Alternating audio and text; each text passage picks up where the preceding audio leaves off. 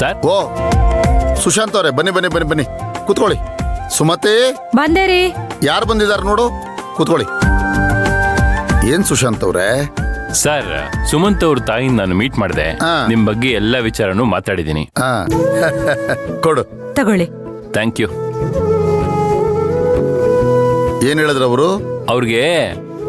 ಅವ್ರಿಗೆ ಗೊತ್ತಿಲ್ದಂಗೆ ಅವ್ರ ಜಾಗಕ್ಕೆ ಹೋಗಿ ಅವ್ರ ಬಗ್ಗೆ ವಿಚಾರಿಸಿದನ್ ಕೇಳಿ ಸುಮನ್ ಶಾಕ್ ಆಗ್ಬಿಟ್ಟ. ನಮ್ ಶ್ರೀಮತಿ ಅವರು ಅದನ್ನೇ ಹೇಳ್ತಾ ಇದ್ರು. ನಾವ್ ಆ ಥರ ಹೋಗಿ ನೋಡಿದ್ರೆ ಅವ್ರು ತಪ್ಪು ತಿಳ್ಕೊಳಲ್ವಾ ಅಂತ. ಅದಕ್ಕೆ ನಾನು ಹೇಳಿದೆ, ಹೆಣ್ಣೆತ್ತವ್ರ ಕಷ್ಟ ಪ್ರತಿಯೊಬ್ಬರಿಗೂ ಗೊತ್ತಿರುತ್ತೆ, ಅವ್ರೇನು ತಪ್ಪು ತಿಳ್ಕೊಳಲ್ಲ ಅಂತ. ಹೌದು ಸರ್, ನೀವ್ ಹೇಳಿದ ಮಾತನ್ನೇ ಅವ್ರ ತಾಯಿನೂ ಹೇಳಿದ್ರು. ಹೆಣ್ಣೆತ್ತವ್ರಿಗೆ 1000 ಆತಂಕ ಇರುತ್ತೆ, ಅದ್ರ ಬಗ್ಗೆ ವಿಚಾರಿಸಿದ್ರೆ ತಪ್ಪೇನು ಅಂತ ಹೇಳಿದ್ರು. ಅಷ್ಟ ಅರ್ಥ ಮಾಡ್ಕೊಂಡ್ರಲ್ವಾ, ಅದೇ ಸಂತೋಷ.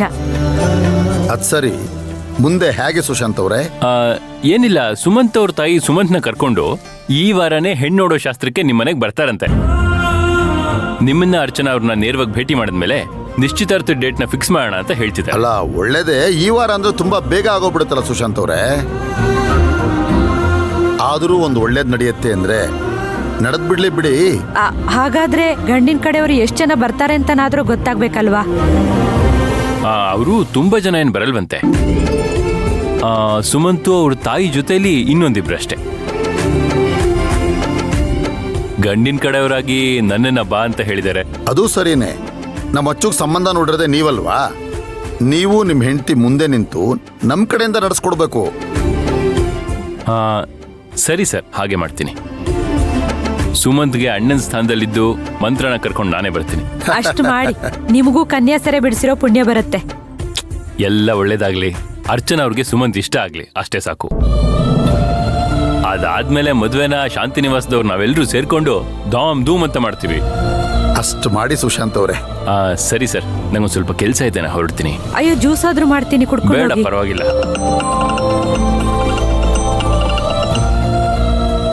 ಹಲೋ ಅಣ್ಣ. ಸುಶಾಂತ್, ನಾವು ಇದುವರೆಗೂ ಸಪ್ಲೈಯರ್ಸಿಂದ ಕೊಟೇಶನ್ ತಗೊಂಡು ಪರ್ಚೇಸ್ ಆರ್ಡರ್ ಕೊಟ್ಟಿದ್ವಲ್ಲ, ಅದು ತುಂಬ ರಾಂಗ್ ಕ್ಯಾಲ್ಕುಲೇಟ್ ಆಗಿದೆ, ತುಂಬ ಮಿಸ್ಯೂಸ್ ಆಗಿದೆ. ನಿಮಗೆ ಕೊಡ್ತಿರೋದು ಒಂದು ಲೆಕ್ಕ, ಇವ್ರು ಕೊಡ್ತಿರೋದು ಒಂದು ಲೆಕ್ಕ, ಯಾವುದು ಟ್ಯಾಲಿನೇ ಆಗ್ತಿಲ್ಲ ಕಣೋ. ಏನಾಯ್ತಣ್ಣ ಈಗ?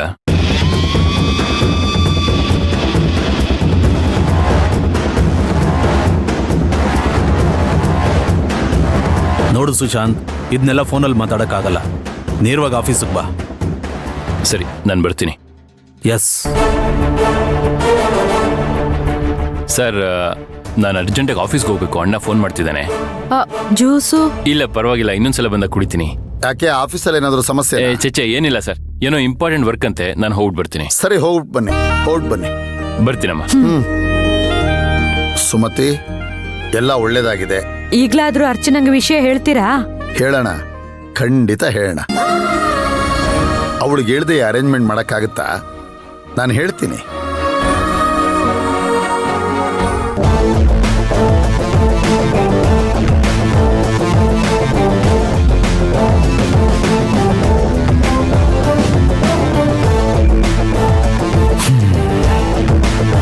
ಎಕ್ಸ್ಕ್ಯೂಸ್ ಮೀ ಸರ್, ನಾನು ಹೊರಡ್ತೀನಿ. ಮಂತ್ರ, ಸುಶಾಂತ್ ಬರೋ ತನಕ ಸ್ವಲ್ಪ ವೆಯ್ಟ್ ಮಾಡಿ, ಮಾತಾಡೋದಿದೆ.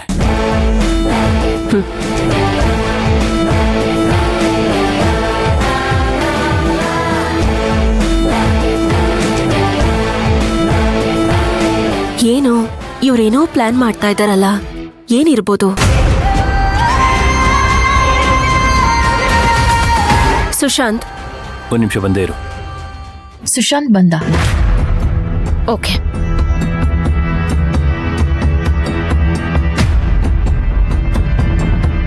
ಏನಣ್ಣ, ಫೋನಲ್ಲಿ ಹೇಳಿದ್ದಿಲ್ಲ ನಿಜನಾ?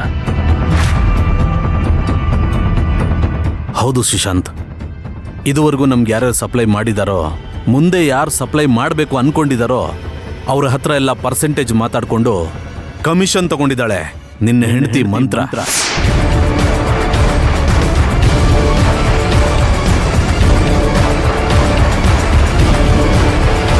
ಅಣ್ಣ, ನೀನ್ ಹೇಳ್ತಿರೋದು ತುಂಬಾ ದೊಡ್ಡ ಅಪರಾಧ ಅಣ್ಣ.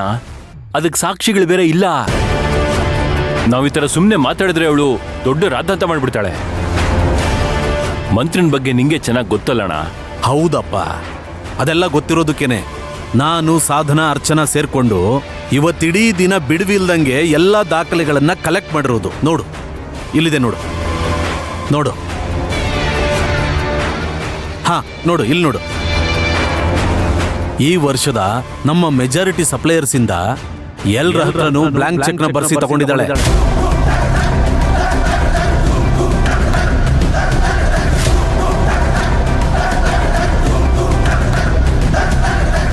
ಇದಕ್ಕಿಂತ ಪ್ರೂಫ್ ಬೇಕಾ ಸುಶಾಂತ್ ನಿನಗೆ? ಅಣ್ಣ, ನನ್ನಿಂದ ನೀನು ಹೇಳ್ತಿರೋದು ನಂಬಕ್ಕೆ ಆಗ್ತಿಲ್ಲ ಅಣ್ಣ. ಸುಶಾಂತ್, ನಾವೆಲ್ಲರೂ ಒಂದೇ ಕುಟುಂಬದವರು ಕಣೋ. ನಮ್ಮ ಕಂಪ್ನಿಲಿ ನಾವೇ ಅವ್ಯವಹಾರ ಮಾಡೋದಾ? ನಮ್ಮನೆಗೆ ನಾವೇ ಕನ್ನ ಹಾಕೋದೇನಾ?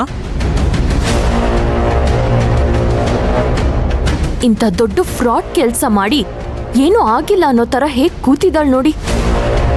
ಇವಳನ್ನ ಕಳ್ಳಿ ಅನ್ಬೇಕು ಮಳ್ಳಿ ಅನ್ಬೇಕು ಗೊತ್ತಾಗ್ತಾ ಇಲ್ಲ. ನೀವಿಷ್ಟೆಲ್ಲ ಕ್ರಾಸ್ ಚೆಕ್ ಮಾಡಿ ಫೈಲಲ್ಲಿ ಇರೋದೆಲ್ಲ ಕಂಡು ಹಿಡಿದ್ರು ಅವ್ರಿಗೇನು ಗೊತ್ತಿಲ್ಲದೆ ಇರೋ ಥರನೇ ಇದಾರಲ್ಲ. ನನಗ್ಯಾಕೋ ಈ ಫ್ಲೈಟು ಯೂಟರ್ನ್ ತಗೊಳುತ್ತೆ ಅಂತ ಅನ್ನಿಸ್ತಿದೆ. ಅಂದ್ರೆ ಕದಿಯೋರು ಯಾವತ್ತೂ ಕದ್ದಿದ್ ರೂಟಲ್ಲೇ ವಾಪಸ್ ಹೋಗ್ತಾರೆ. ಆದ್ರೆ ಈ ಮೇಡಮ್ ಮಾತ್ರ ಅಲ್ಲಿ ಇನ್ನೊಂದು ರೂಟ್ನ ಹುಡ್ಕೊಂಡು ಹೋಗ್ತಿದ್ದಾರೆ.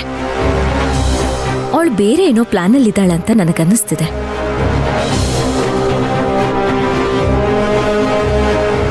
ಈಗಷ್ಟೇ ಅರ್ಚನಾ ಅವರು ನಮ್ಮ ಕಂಪ್ನಿಗೆ ಪಾರ್ಟ್ನರ್ ಆಗಿ ಸೇರ್ಕೊಂಡಿದ್ದಾರೆ. ಅವ್ರಿಗೆ ನಮ್ಮ ಕುಟುಂಬದ ಬಗ್ಗೆ ಏನು ಅನ್ನಿಸ್ಬೋದು ಯೋಚನೆ ಮಾಡಿದ್ಯಾ? ನೋಡು, ಈ ವಿಷದ ಮುಳ್ಳನ್ನ ಇಷ್ಟರಲ್ಲೇ ಚೂಟಾಕೋದು ಒಳ್ಳೇದು.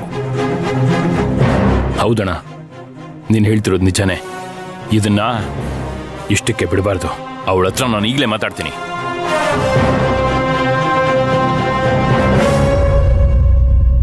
ಸರಿ, ಆಮೇಲೆ ಏನು? ನೀವು ಬಂದ್ಮೇಲೆ ನಿಮ್ಮ ಅಣ್ಣ ಮಾತಾಡ್ಬೇಕು ಅಂದ್ರು. ಏನ್ ವಿಷಯ? ನಡೀರಿ ಕೇಳೋಣ. ಎಲ್ಲಿಗೆ ಹೋಗೋಣ? ಸ್ಟೇಷನ್ಗ, ಜೈಲ್ಗ, ಇಲ್ಲ ಬ್ಯಾಂಕ್ಗ? ಯಾಕೇನೇನೋ ಮಾತಾಡ್ತಿದ್ದೀರಾ? ಏನ್ ನಡೀತಿದೆ ಇಲ್ಲಿ? ನನಗೊಂದು ಅರ್ಥ ಆಗ್ತಿಲ್ಲ. ಆ ಪ್ರಶ್ನೆನ ನಾನು ನಿನಗೆ ಕೇಳಬೇಕು. ನಾನು ಸೈಟಲ್ಲಿ ಬ್ಯುಸಿ ಇರ್ತೀನಿ. ನೀನಿರ್ತೀಯ ಅಂತ ಎಲ್ಲ ಜವಾಬ್ದಾರಿನ ನಿನಗೆ ಕೊಟ್ಟಿದ್ದೆ. ಆದ್ರೆ ನೀನು ಎಲ್ಲ ಮೆಟೀರಿಯಲ್ ಸಪ್ಲೈಯರ್ಸ್ ಹತ್ರ ಪರ್ಸೆಂಟೇಜ್ ಮಾತಾಡ್ಕೊಂಡು ಕಮಿಷನ್ ತಗೊಳ್ತಿದ್ಯಾ? ಏನ್ ಮಂತ್ರ ಇದೆಲ್ಲ? ನಿನ್ನೆ ಕೇಳ್ತಿರೋದು ಹೇಳು. ನಿನ್ನಿಂದ ನಂಗೆ ಎಷ್ಟು ಅಸಹ್ಯ ಆಗ್ತಿದೆ ಗೊತ್ತಾ? ಯಾಕೆ ಈ ಥರ ಮಾಡ್ತಿದ್ಯಾ? ಕಮಿಷನ್ ಅಮೌಂಟ್ ಎಷ್ಟಿದೆಯೋ ಅಷ್ಟನ್ನು ಆಫೀಸ್ ಅಕೌಂಟ್ಗೆ ಟ್ರಾನ್ಸ್ಫರ್ ಮಾಡೋ ಅಂತ ಅಣ್ಣ ಹೇಳ್ತಿದ್ದಾನೆ. ಅಲ್ಲ ಮಂತ್ರ, ನಾನು ನಿನ್ ಮೇಲೆ ಎಷ್ಟು ಒಳ್ಳೆ ಒಪಿನಿಯನ್ ಇಟ್ಕೊಂಡಿದ್ದೆ ಗೊತ್ತಾ? ನೀನ್ ಈ ತರ ಮಾಡ್ತೀಯ ಅಂತ ನಾನು ಕನ್ಸಲ್ಲೂ ಅನ್ಕೊಂಡಿರ್ಲಿಲ್ಲ. ಯಾವುದನ್ನು ಸ್ವಂತವಾಗಿ ಯೋಚನೆ ಮಾಡಿ ಮಾಡಲ್ವಾ ನೀನು?